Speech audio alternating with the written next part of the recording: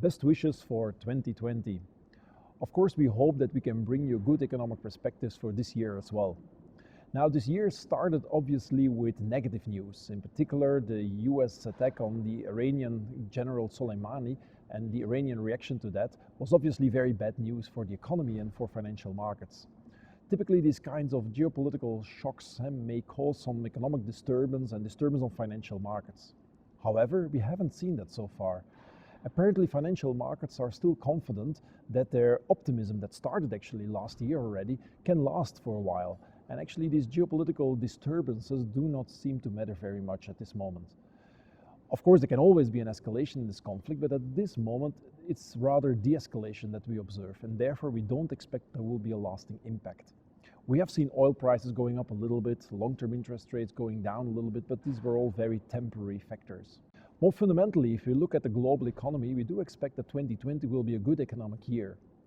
For the European economy, we expect a recovery after a weak 2019, and that recovery is clearly visible already in some forward-looking indicators. If you look, for example, at sentiment indicators, they are bottoming out and gradually improving. In particular, German sentiment indicators appear to be very strong, and that's obviously very important as Germany is still the main economy in the European Union.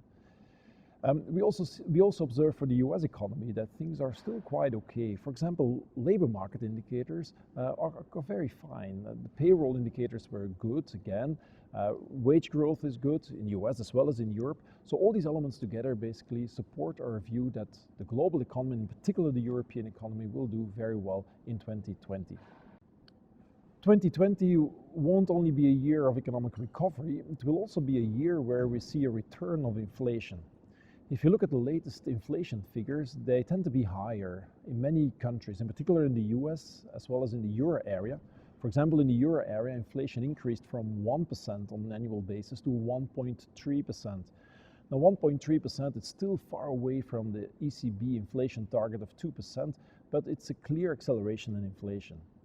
An acceleration that is not only driven by temporary factors, for example, the prices of holidays is a temporary and very volatile factor, but there are also more structural factors. For example, services inflation is really going up at this moment, driven by wage inflation. So it's obviously good news for monetary policy because it may allow central bankers to gradually normalize their monetary policy.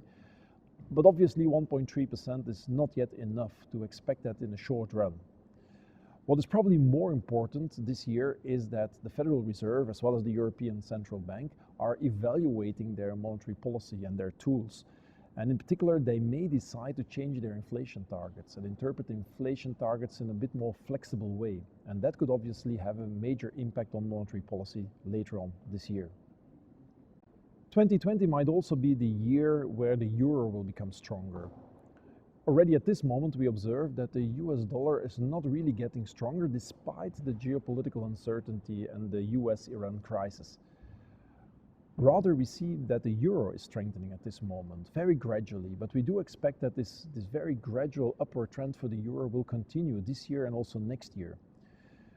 The appreciation of the euro is mainly supported by the gradual recovery in the European economy in combination with a gradual slowdown in the US economy, and that combination might definitely support the euro. We believe that 2020 might also be a good year for emerging markets.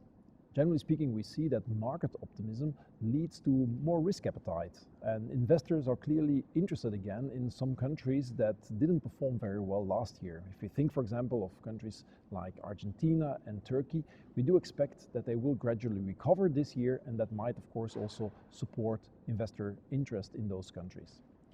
In other countries, for example, in Brazil, we see that structural economic reforms really are paying off and may contribute to a better economic performance. Closer to home, for example, if you look at Central and Eastern European countries, we see that they are already recovering at this moment from the temporary dip that we observed in the European economy last year. So all in all, we believe that emerging markets may perform quite well in 2020. So to summarize, one can say that actually 2020 is quite promising from an economic perspective. In general, we expect a recovery in the European economy. We expect the US economy to continue its relatively strong performance, maybe at a lower pace, but still it's a relatively good performance. And moreover, emerging markets may surprise in 2020. So taken together, 2020 is very promising from an economic perspective, And it seems that market optimism might be justified for that reason.